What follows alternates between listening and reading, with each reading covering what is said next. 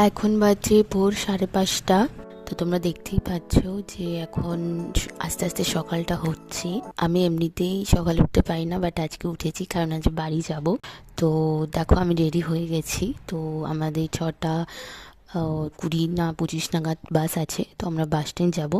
তো চলো তাহলে যাওয়া যাক। টোটোতে চেপে পড়েছি আর এবার আমরা বাস স্ট্যান্ড যাচ্ছি। তো আমরা আজকে এই রাস্তা দিয়ে যাচ্ছি, তার কারণ এই রাস্তা দিয়ে গেলে খুব একটা জ্যাম পাবো না, আর খুব ইজিলি আর খুব তাড়াতাড়ি পৌঁছে যাব।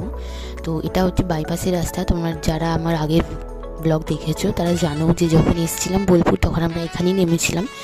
তো আমরা এদিক দিয়ে আজকে যাব বাস স্ট্যান্ড। তো চলো তাহলে যাওয়া যাক। তো দেখো আমরা বাস স্ট্যান্ড চলে এসে আমরা বাসে চেপে পড়েছি। যে যে লাগেজগুলো ছিল সেগুলো আমরা রেখে নিয়েছি। তো দেখো আমরা বাসে চেপে সিটও করে নিয়েছি আর আমরা বাসে চেপেও গেছি। তো এরপর একটু পরে আমাদের বাস ছেড়ে দেবে। তো দেখো আমাদের বাসও ছেড়ে দিল। তো চলো তাহলে যাওয়া যাক বাড়ি। তো আজকের ওয়েদারটা খুব ভালো ছিল আর একটু ঠান্ডা ঠান্ডাও পড়ছে আস্তে আস্তে।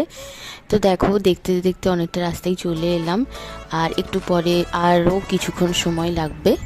তো তারপরে বাড়ি পৌঁছে যাব। তো দেখো আমরা আসানসোল চলে এলাম আর মাঝখানে আমি ঘুমিয়েও পড়েছিলাম।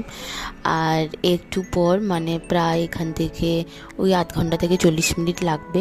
অন্যবার আসানসোল এখানে মানে দাঁড়াই কিছুক্ষণ, বাট আজকে দাঁড়ায়নি। তো যাই হোক, তো দেখো আমরা অলমোস্ট চলেই এসেছি, একদম বাড়ির কাছেই চলে এসেছি আর এরপরই বাস স্ট্যান্ড চলে আসবে। তো দেখো বাস স্ট্যান্ডে এসে টোটোতে চেপে আমরা বাড়ি যাচ্ছি। আর এটাই হচ্ছে বাজারটা, বরাকর বাজার এটা। আর চলো তাহলে এবারে বাড়ি যাওয়া যাক। আজকের ব্লগটা এখানেই শেষ করছি। টাটা।